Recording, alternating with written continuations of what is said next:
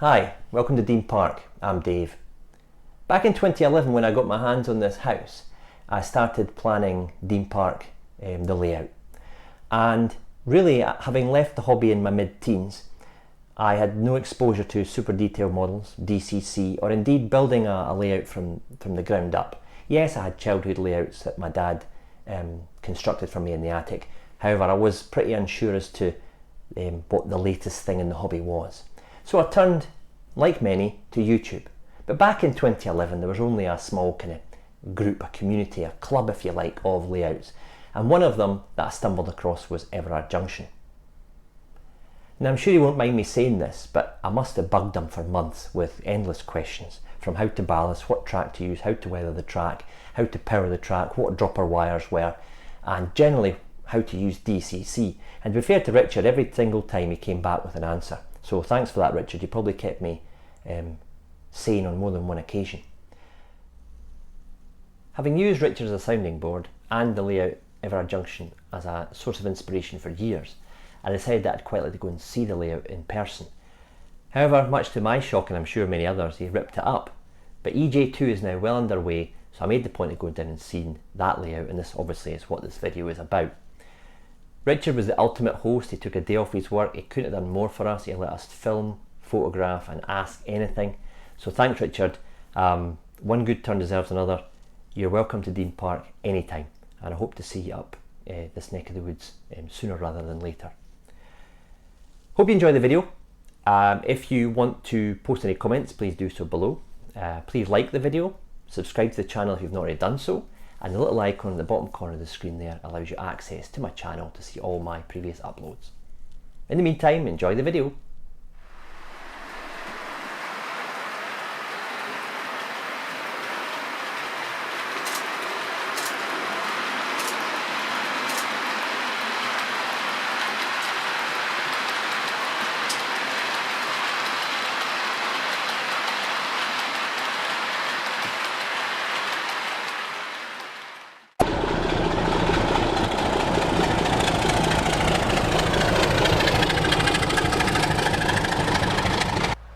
Hello and welcome to Everard Junction. You join me as I visit Richard's layout and get a all-access tour of the man behind the layout itself, and where his future lies with the railway modelling side of things. When I first started out in 2012, it was YouTube that I went to, Richard, and at that time there was only maybe 2 or 3 well-established ones, and yourself, Glebe Road Junction. Terry at Glebe Road. There was Stroley. Various. Most of them no longer with us on the YouTube scene, unfortunately. So it was really you that kind of came to for inspiration, and I was a great admirer of your Everard Junction Mark 1. So when you started the second one, I thought I'm going to see this one. And the perfect opportunity arose when I was down for the Worley Open Day at the weekend there. So it's been in the pipeline for some time, this visit, but thankfully here I am on a nice cosy afternoon up the loft here. It's a bit cosy. It's a bit cosy, but it's fine. So what we're going to do in this video really is kind of take a look at all aspects of your modelling and basically find out a bit more about the man behind the camera. Alright, sounds good to me. Hope you enjoy the video. If you have any questions about what you've seen, you can post them on the comments below, or go onto my Facebook group, Dean Park Station Closed Facebook group, and any questions that you've got for Richard directly, you can contact him through his YouTube channel or relay to me and I'll pass them on. But hope you enjoy.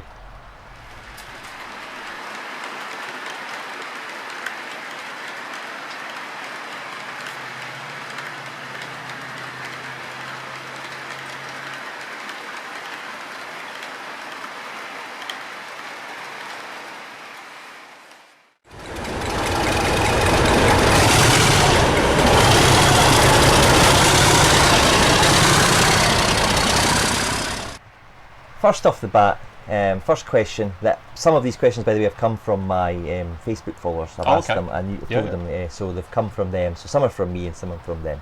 I'll do my best. First off the bat really is the birth of Everard Junction into the world of YouTube. when did you first start uploading, and what was your kind of ambition and your goal when you first dipped your toe into the kind of YouTube community? Well, I first started uploading in May 2010. I think that's when the channel was created. In terms of what was the goal, there wasn't really a goal. I was a 17-year-old kid still in school. I just decided to put some videos on YouTube. I suppose if there was anything behind it, it was more for my own personal use, to sort of track what I'd been doing, document it. Yeah, you know, because it's only bare baseboard once. So I felt like, I could film, like, because I had pictures and stuff from like the other, you know, layouts that I dabbled with in my childhood, but we didn't really have a lot to see after they had gone. So I thought, well, maybe I'll make some videos. These guys who were making videos seem to, you know, I watched a lot of theirs for inspiration and stuff, and I thought, well, I'll do some videos and it will just be good because I'll have something to look back to. And then it all just sort of turned into this thing that it is now. I think even looking back 10 years ago, YouTube wasn't what it is now. No, it's not got the influence, no, because we didn't have smartphones with, you know, internet connectivity, so we weren't doing it on the go, we weren't watching them on the go. No, not at all. There were no mobile devices as such for YouTube, was there? Everyone was watching it on a computer. And it was... you couldn't even watch it on your smart TV at home, you know, so there was a narrower audience, a more limited audience. But it's obviously it was like a little club almost, I suppose you could put it. And then as technology's improved and YouTube has got more popular, not just model railways, but with everything, you now go to YouTube to watch, you know, just about anything you can think of, you know. And model railways has come along for the ride. I mean, I know I use my videos in the same kind of way. I mean, I've been in contact with you since very early on, asking you probably stupid questions. Oh, there were so many questions. There was. How do you weather your track? How many pots of rail match did you use, etc., etc. I don't like to overbuy. I'm Scottish. I'm like tight on money. There's a budget to consider, isn't there? But I mean, I use it for documenting, just like you. And absolutely. Do you? Because I do, go back and watch your videos to remind yourself how to do a particular technique that you might not have done for a while? Yeah, absolutely. I'll go back through videos to check for various things, sometimes how to do a particular task, or I'll remember it was like that, but I might not necessarily remember the order in which I did it. So I'll go back and watch it. And sometimes there's a couple of videos that I'm not really pleased with, and occasionally I might just go back and have a look at it and be like, I'm really pleased with the edit on that. You know, so sometimes it's for selfish reasons, but mostly, an aid. Like yourself, it's very handy to go back and look at what you've done, because you can't remember it all. No. You know, especially there's so many techniques that you use, absolutely, and you develop a technique. And I use it especially for going back and looking through what paint shades I used. It's very good for you know, kind of stuff like that, and how thick was the ply that I used on that, because as you say, once it's covered, you can't tell what's underneath it. It's easy to forget some sort of detail, Yeah. and then you could be doing something similar later and then go, oh crumbs, I forgot all about that, and now it's too late, but you could have watched your video. Mm-hmm. So yeah, it's useful for us as uploaders as it is for the audience as well. Yeah, definitely. Well, the next question was asked, and I was asked this at the Perth show a week past, right, was a chap came up to me and said, you know, I think because we're on YouTube together, they think we live next door to each other. Yeah, just and he said, because you've got quite a, what I would call a knowledgeable, distinctive voice, and you sound like you know what you're talking about. Even if I gave you a subject you knew nothing about, you could pass it off like you would know what you were talking about. People have asked me if I'm a teacher, and I was like, no, I've only just left school. There's a group of people that think I'm about 59. Well, that was the guy that asked me. He says, what age is Richard? I says, Richard's in his mid-20s. I'm 27. Never. He's about 50. How does he know so much? And I suppose, as we've discussed before we started the camera here, the research that you go into. There's a lot of research. Even for your the running numbers of the coaches, the livery schemes on certain liveries that are varied over the time. Geographical spread and all that stuff. So the kind of question is, being born in 1992. Yes. Now that we've kind of dispelled the rumour that you're 50 or you're wanting to retire. I'm 27. That's going to depress a lot of people in the comments. It's just good Botox. You're born in 92. Why did you choose to model a period of time where you were, not here or very, very, very young? What's the passion you've got regarding this for the particular sectorisation period. Yes. Right, okay. Interesting question. There's two sort of factors to that. The first thing is I like my diesels. I like my first generation diesels, modernisation plan, rolling stock, you know. And so you would perhaps think that I would have picked BR Blue. But for me, I find BR Blue, this is controversial, a little bit dull because everything is BR Blue. Yeah. The sectorisation period brought along this era of colour. It's an explosion of colour. An explosion of colour, even just in all the various rail freight liveries. Yeah. So there was an explosion of colour. Things got a lot more colourful. There was a bit more interesting, but you still had all that first generation old tat running around on the network. You know, there was first generation. Slap a bit of new paint on it. That's it, yeah. It was still as bad as it ever was. Absolutely, yeah. And just painted it in a new colour and kept using it. So I wanted the colours of the more modern period, I suppose, it's the 90s and onwards. But with a more modern era comes a restriction in certainly the use of the more classic diesels. Yeah. And then you're stuck with, you know, having to have Network Rail 37s and things like that. And that's really your justification for diesel sort of stuff, and everything else is units. I like my diesels, my first generation multiple units. So the late 80s, although I wasn't around, combines those two things together. That's interesting. If I go into the 90s, things start dropping off. We start losing 50s. We start losing even just 47s and 31s and stuff like that. They were being withdrawn en masse. So you've kind of got a passion for proper British engineering. Absolutely. The heavy workhorses. Yeah. One of my interests is I'll watch a lot of the stuff about the real railway, but I watch a lot of, and again, YouTube is great for this. There's a lot of promotional material filmed from back in the day when they built these things. There's a really good one on the construction of the Class 31, right from the chassis frame to the completed locomotive. Yeah. And I love all that sort of stuff, you know. I'm 27, but I suppose you could say I was born in the wrong era. I like my old cars. I like carburettors and, you know, the older technology. The mechanical things, not the electronic things. Absolutely, yeah. I like the modern stuff, you know, the Class 800, fantastic piece of kit, the Pendolino, fantastic piece of kit, but for me it's just missing something. I like my 47 with a clapped out Raker Mark IIs behind it. I wouldn't want to go on it as a passenger, paying fares, but as a model it's nice. Yeah. And that's why I chose this period. Excellent. The problem is then research, because I wasn't about, so I have no photographs or anything. So there's a lot of trawling through YouTube, looking at VHS film that people have uploaded from 86, 87, 88, 89. That's really good to watch. It's brilliant, and it's grainy and it's wobbly. But you've got the wee play icon in the bottom corner. That's it, and the date's usually wrong. You have to check that it was actually filmed. But the information you get, especially if the photographer filmed the whole train. Yes. So I'll go, oh, there's a Class 47. I'm not particularly interested in the running number, but it's in this livery and it's running on this line, which is close to where I'm modelling. But here comes the train. TSO, TSO, TSO, BSO, FK, TSO. Right, that's a formation. Right, okay. And then I've got information. I run a prototypical train then. Yeah. So there it goes. There's a Class 50. That is a prototypical rate that I've seen on YouTube. You've got your first class and your brake in the middle, and your second class either side. Other side. And that's one of the avenues I use on YouTube. Well, that's a new insight to it. There you really go. is. I just usually look at what locos were there, but you're going deeper into the. Once you look beyond the locos, it's surprising, and then you start looking at little things like the infrastructure in the background. What was the wiring like? Were there relay boxes everywhere like there is nowadays? What did the catch pits look like? Were all the railings painted yellow? Did the guys wear full orange vests, or was it something smaller? You can get so much information just from 15 minutes at Bristol, in 1989. Excellent.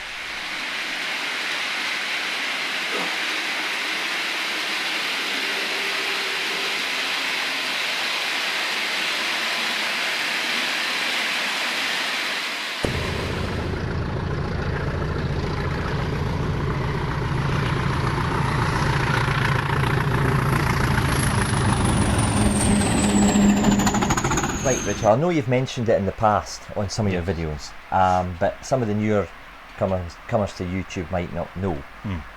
Where did the name, the inspiration for the name of Everard Junction come from? Okay, well I've been asked that a lot. I've explained it a couple of times, but like you say, a lot of people still don't seem to know the answer. So Everard was my grandfather's middle name. He was Mr. Dinky Toy, die-cast model, railways. He was the one who got me into model cars, model buses, model trains. I was going to ask. Are you from a family of scale modelers? You know, but they've kind of just... I'm the first scale modeler, I suppose, but everybody back in the family had a Hornby Dublo layout or something. You know, so when my father was growing up, himself and his brother, they had a layout. My dad had a layout. So his granddad got me into the hobby, got me into the existence of model trains, cars. Every time you went over, he always had something out on the table. And the one thing he never did, he never built the layout. A scenic layout. He always wanted to do it, but he never did it. And we'd bang on at him and say, just build your layout in the garage, Granddad. And he never did. And unfortunately, he passed away in 2005. I just started to get a little bit serious in railway modelling, and I was only 13. So I was just having a go with a bit of grass and some trees and stuff. And unfortunately, he passed away, so he never got to see Everard Junction. But that's why I named it after him. So obviously, that kind of negates the next question that I was going to ask. When it came to doing the second one, there was never really any doubt then it was going to be Everard Junction. And they will always be Everard Junction version whatever. I'll always keep the name Everard Junction. You know, it's very well known now. You know, it's how people find me. So I wouldn't want to change the name of it. But it's a tribute to my grandfather. This is his legacy. This is all his fault, I suppose. Well, he got you into it. We could all trace it back to who was. I mean, it was my dad. Used to take me down to the station on a Saturday when my mum was at the shops, and we'd sit in the wasteland next to the car and watch the 37s, the 47s, the 26s come in. Not a clue what they were. I had nicknames for them all. Then I get Well, it didn't matter. It was trains. And then you get your first layout, and it's on the dining room table. Gets put out in the morning, put away at night because your mum needs it for the tea. Exactly. And that's how it all starts. The bug is bitten. Definitely. And then that takes it from there. Obviously, you're a big inspiration to a lot of people, and I kind of put a call for advice. Are there layouts on the exhibition circuit or on YouTube or anywhere in magazines that you've seen that you use to find knowledge or for inspiration yourself? Okay, well, the obvious one, of course, is Luke Towan. I've been following Luke for years. His dioramas are just out of this world. And I've picked up numerous bits and pieces from him over the years. He's way more skilled than I am, and I can only dream of being a good scenic modeler as he is. I watch all of his videos and keep tabs on him. You yourself was inspiration for this layout. Oh, really? Yes. That wasn't. I never paid him to say that. No, that's true. So. As Everard Junction Mark 1 began to meet its sort of structural demise, I suppose you could call it, as the baseboards got worse and worse and the derailments became more and more frequent, I'd sit there and I'd watch Dean Park and I'd be like, flipping heck, look at it, it's beautifully made, all the carpentry's bob on, everything's beautifully level, it all works flawlessly. I'm up there filming 3 hours to try and get a 20-minute running session. On a roller coaster. On a roller coaster of a fiddle yard, exactly, you've seen the videos. So you yourself still provide inspiration and tips and tricks, so you're going down the serious scratch building route now. Well, we were just talking about that earlier, how we started off with, say, your card kits. And there's nothing wrong with card kits. I still will use them all the way around the layout. But every time you do a little section, you want to maybe just challenge yourself to do something a bit new. You progress, don't you, to the next thing. And everything on here is a progression from the first version of the layout. I don't want it to be a million times better than what I did previously, but I'd like to get a significant enough improvement. And then the next layout will be better than this one, and the layout that follows that. Oh my goodness, you've got the energy to do a third and fourth. I don't think I'll ever stop. Oh dear. I don't think I'll ever stop. It's a disease, isn't it? Well, I was going to kind of ask you this later, but since we're kind of on the topic of future layouts, do you ever see an Everard Junction exhibition layout? Oh, now that's... Because I've been asked already. I've been asked as well. And I say, goodness, let me have time to finish my attic. If I had the time, yes, I would build an exhibition layout, and I'd love to go to a show and meet the public and show them the layout and whatever. I just don't have the time. This layout takes up enough time. I'm sure my uploads are infrequent enough as it is. It's every couple of weeks. That's all I can manage. I have a full-time job, so I'm at work like most of us, and then it doesn't get any easier, by the way. No. And I have other hobbies and interests as well. I have the car that I'm restoring, the other project I refer to it as. That takes up a lot of time, So I'm lucky if I can get one day a week, but most of the time it's an evening here and a day here and there to make progress. So this layout's enough of a job. Keep you going for a few years.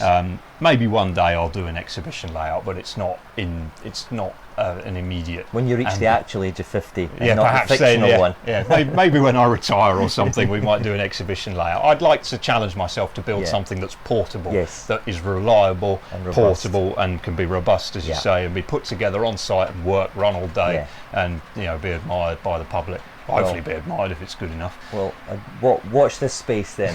What'll come first, his million subscriber or his exhibition layout? We could start taking bets on that right now, but that's good to know that you might be dipping your toe into the exhibition. I certainly wouldn't rule it out. Yeah, certainly wouldn't never rule say it never. out. I like to keep an open mind.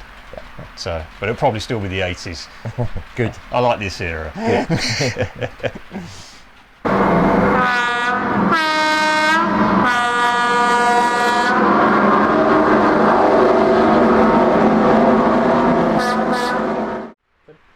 So Richard, we've got the canal in Everard Junction 1. Yep. The canal in Everard Junction 2. Yep, there she is. What did you learn from the first one compared to the second one? The first one I really enjoyed building, so I thought for the second layout I'm going to do that canal again because it was good fun to do.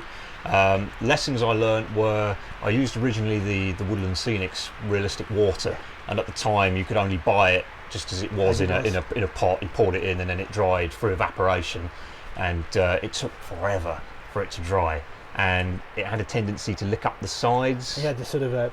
That's exactly right. There's a sort of basin almost look to it, and there were no tints back then either for the water. So I was stippling with the brush and layering it up and everything, and it took a long time, but I was quite happy with the effect. The new canal, I had a bigger layout, so I wanted to do a bigger canal, so it's wider and longer than the original. And Woodland Scenics have improved their product range, and now you can have the deep pour murky water, which is a two-part resin that you pour together. It dries much harder, and it doesn't have that basin look where it licks up the sides. So I was able to make a few improvements just because Woodland Scenics had improved the product. Something I wish I'd done on the first one was the proper canal piling on the edges of the canal, which just gives it that classic British canal look. You could only build that from scratch at the time, and now it's available from Scale Model Scenery, so I bought a few packs of that, put it together. Very time consuming to put together, but worth the effort. I really like the effect. It's very good. And then we've got a little sort of facilities point here, could be a toilet, water point, maybe a small shop or something where narrowboaters can buy a few bits and bobs for their boats.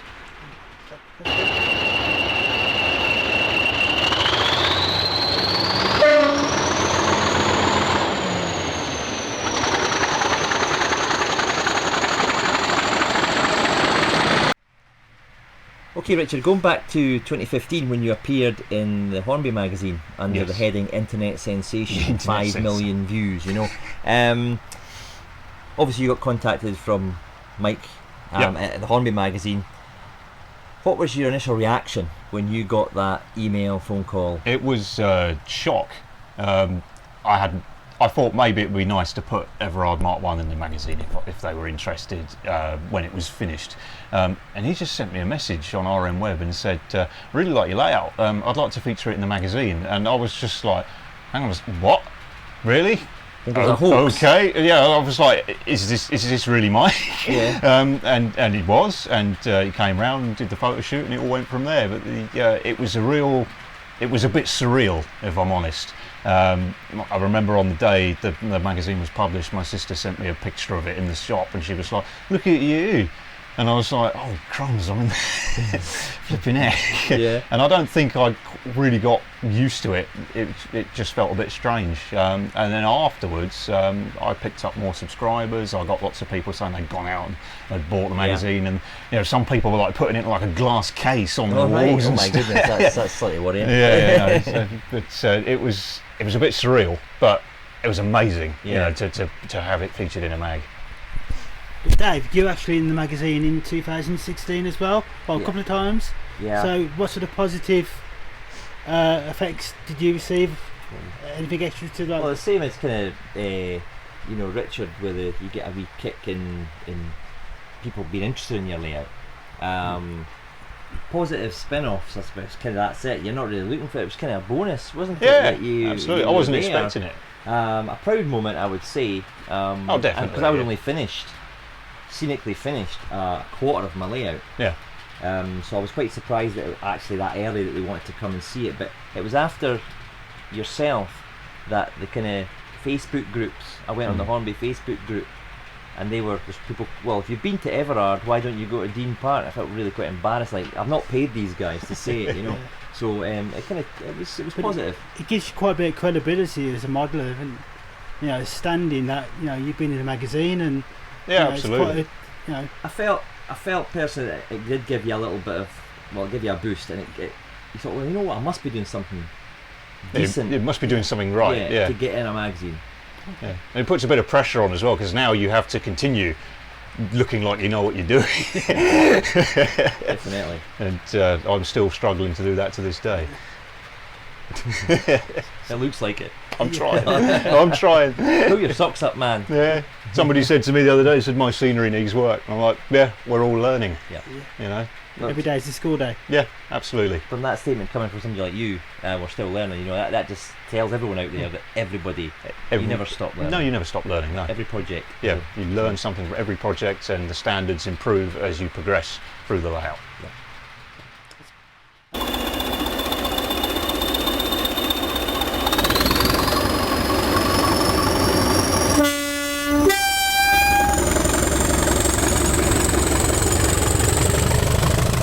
Okay, Richard, we know you've got a passion for the kind of heavy diesel workhorses of British Rail, the 47s, the 56s, and that stunning Class 60 that's going around the layout just now. Kind of two-part here. What's your favourite livery and why? Ooh. And what loco that you've either altered, detailed or repainted are you most proud of? Both those questions are very difficult to answer. Yeah.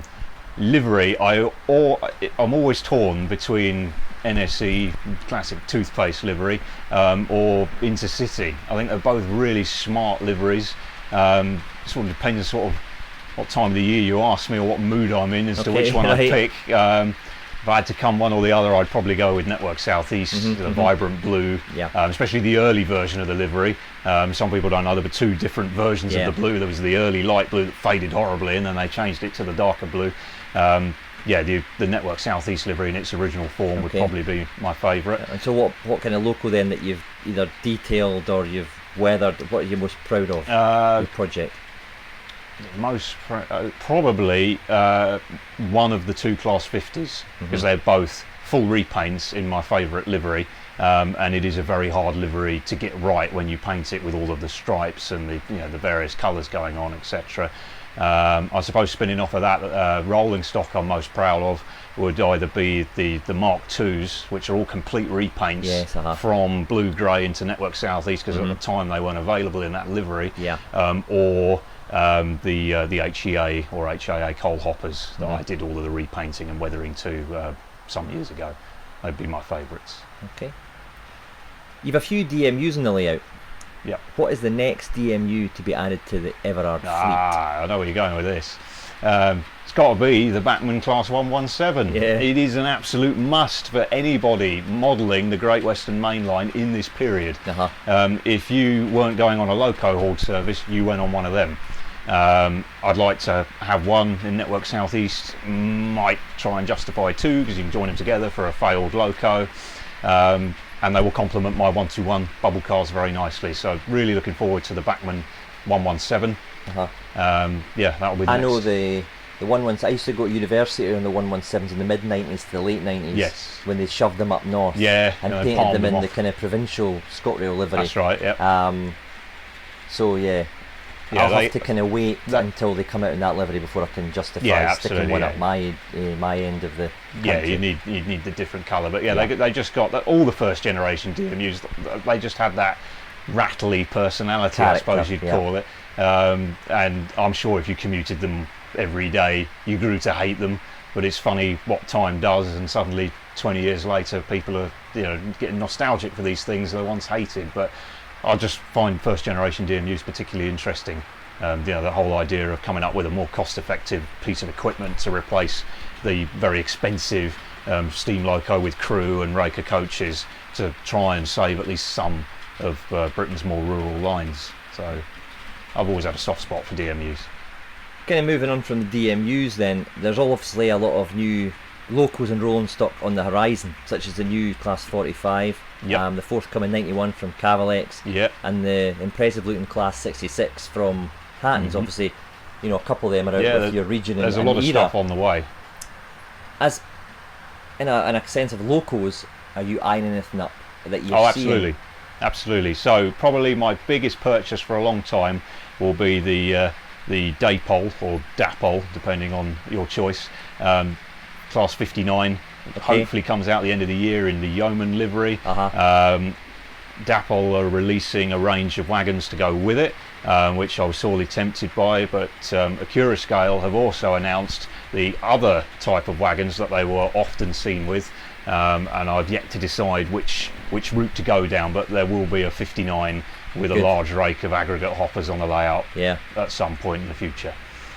And of course there's the Helgen 45, I can just about justify one of those. And I'll be interested to see what the Hatton 66 is like, just because that's the first time a retailer effectively has really gone out there and made a full size, Type 5, from the ground up. I'm interested to see how that goes. I've just seen a rake of TEAs getting hauled by the 60 there. Yep. They're obviously the Backman. Yes, they are, yes. Cavalex are bringing out.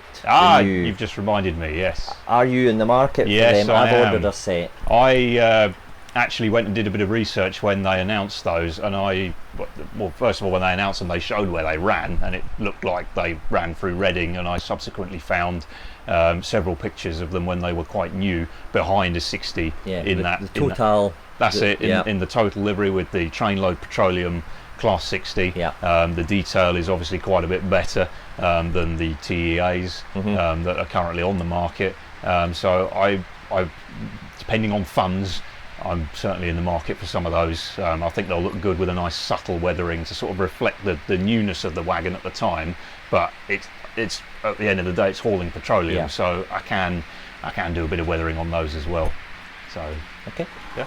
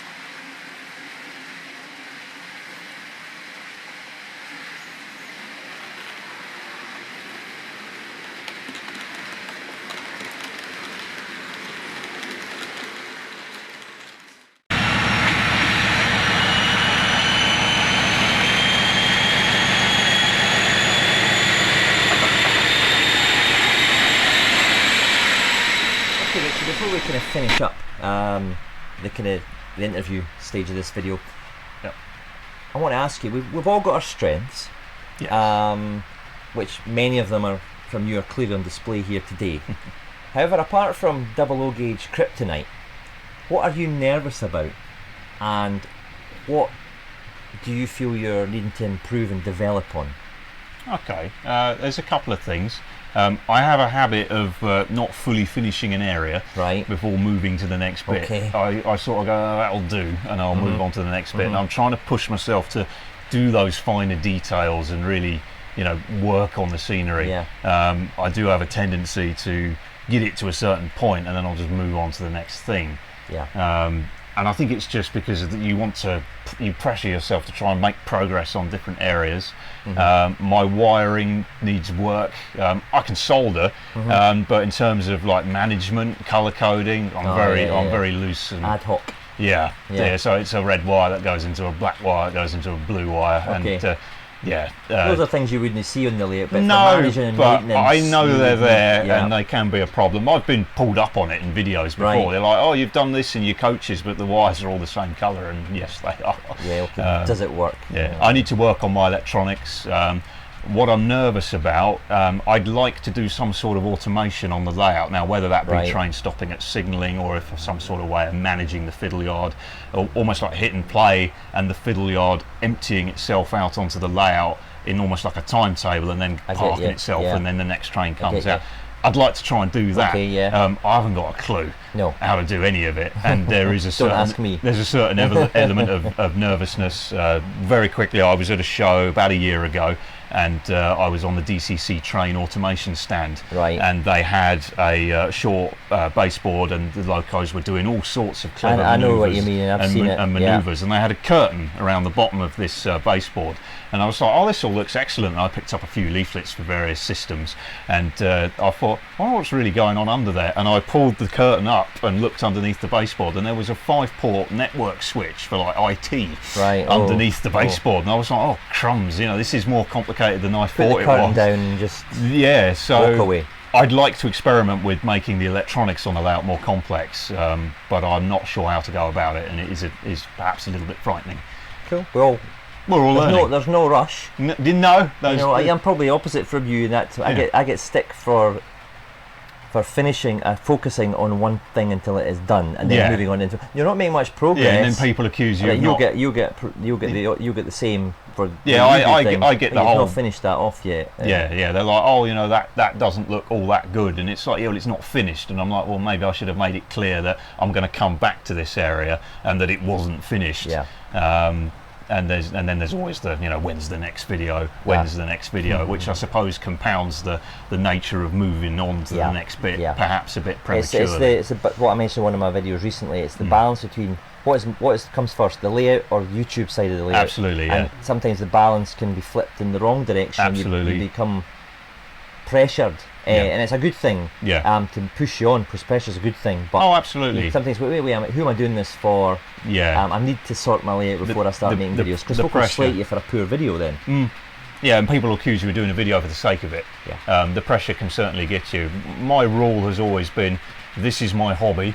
Yeah. The second it starts to turn into something resembling a job, I need to step back and take a look at what I'm doing. That's a good It is a attitude. hobby, and this is what I do in my own time, and I enjoy it. It should not be a job. And if I find I'm forcing myself to make content, then that's not the right thing to do. Hence the 6-8 month break in Everard Junction videos. Yeah. I was planning the layout, but I wasn't all that motivated to get on with it and get it done quickly. And I was like, no, this is me. Take my time, think about what I want to do, and they're just going to have to wait. Yeah. Because at the end of the day, who are you building it for? Correct. So, have you got a timeline for this layout, Richard? A timeline. The timeline is to perhaps have it not finished, but everywhere having some scenery on it in the next 2 years. I'd like to keep cracking on with the progress. Obviously, we've got a reasonable bit of scenery going on behind us, and I have just started to go around the corner. I'm really looking forward to building the station. The station on the original layout I felt was a bit of a weak point. It used a lot of ready-to-run sort of stuff, and I'd like to make a much more impressive station. I've started here to bolster my skills in scenery before I get to over there and sort of commit on what is going to be perhaps the focal point of the layout, the station. So I'm working from where we are now round to the station, and then I will go over to the countryside section of the layout and start doing that small TMD and the scenery. Well, 2 years. Well, you Fingers. don't want to rush it, because No. then you end up having to do it again. You end up having to do it again. I've learnt that once already. Yeah. So, Well, yeah. yeah. You'll not make that mistake again. No, I won't. Well, I've got to thank you for your time today. Oh, no Richard. trouble at all. You've absolutely been an absolute gentleman. You've let us ask what we want, run what we want. Yeah. Some of my locals Have a are play. going to go on the layout shortly. No, it's been good fun. It's been It's great. been good Thanks fun. for having us down. Oh, not at all. Thanks for accommodating coming me over. and Yeah, thanks. taking a day off work to accommodate. Yeah, no, That's, I'm not paying your wages. for the any lost income? No, it's fine. I'd rather, if I can spend a day on the layout instead of a day at work, then great. Yeah, no, thank you for coming. You both really enjoyed yourselves from what I can see. Great. So, I mean, obviously for yourself, David, it's quite a trek. So, yeah, I did wonder if we would ever meet because we were so far apart. So, yeah, no, really good day. Absolute pleasure. Thanks for your time. Oh, no problem at all, my Cheers, friend. Richard. Cheers. Thank you, Richard. Cheers, Andy. Well, hope you enjoyed that. Any questions, as always, please just post below. Down below.